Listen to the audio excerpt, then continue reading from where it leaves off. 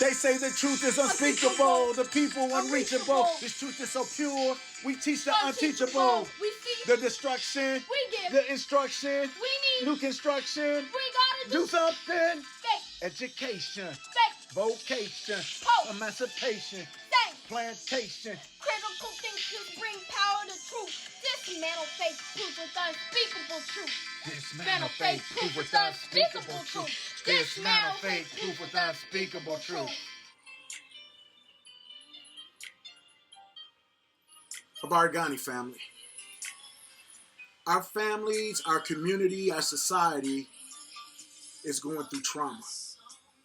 You can hear slightly in the background, you hear Kelly Price, and I don't have the copyright to use this music, but her song is so powerful because it says, I need a healing for my soul.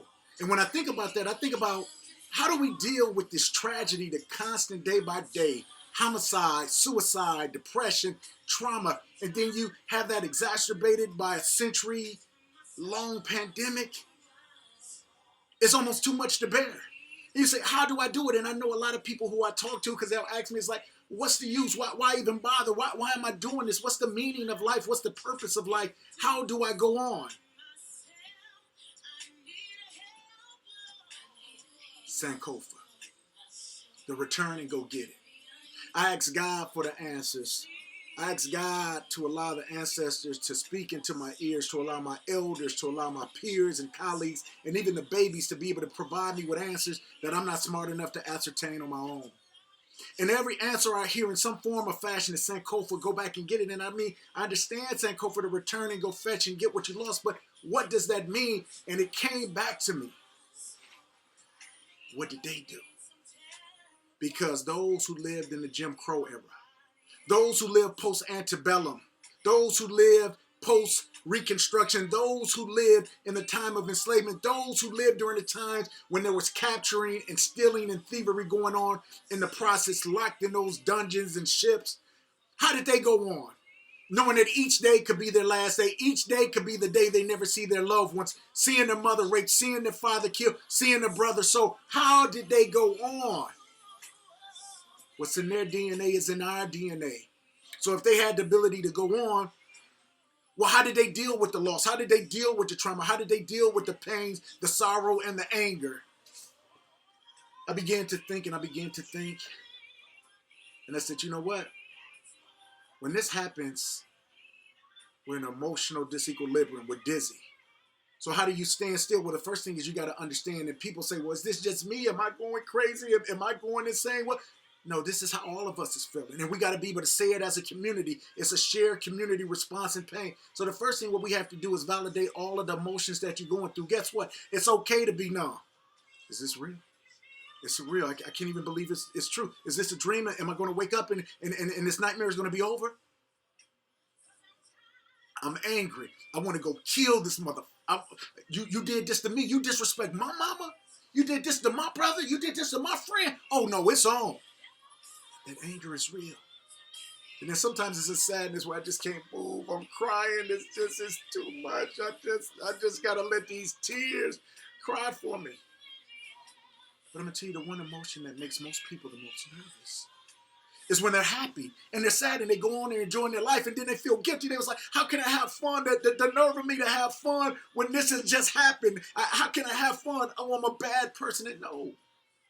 This roller coaster of emotions, these capricious feelings that we feel, these are all normal and this is part of it. But that's what causes the emotional, the mental disequilibrium. We're mentally unstable. So sometimes we just got to stand still.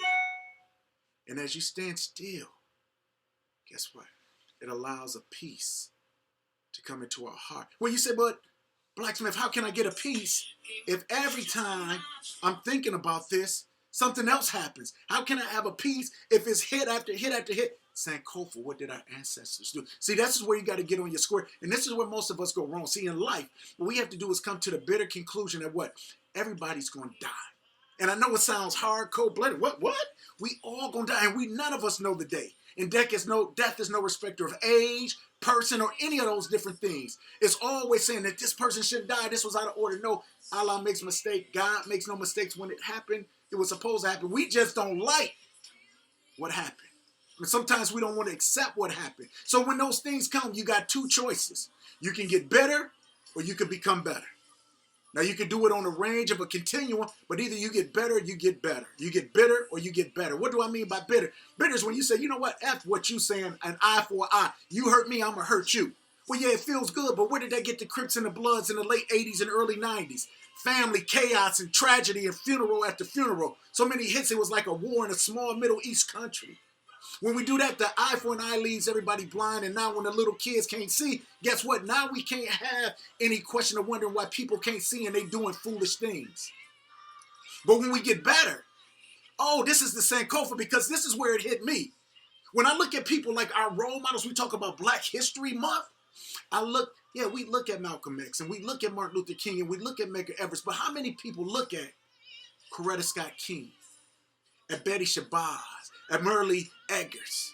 Oh, when I look at those women, I say, oh, what strength did they have?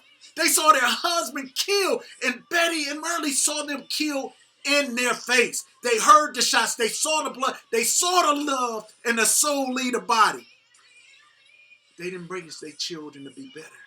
When you look at the King children now, yeah, they went through a few things, but they still together and they still honoring their father.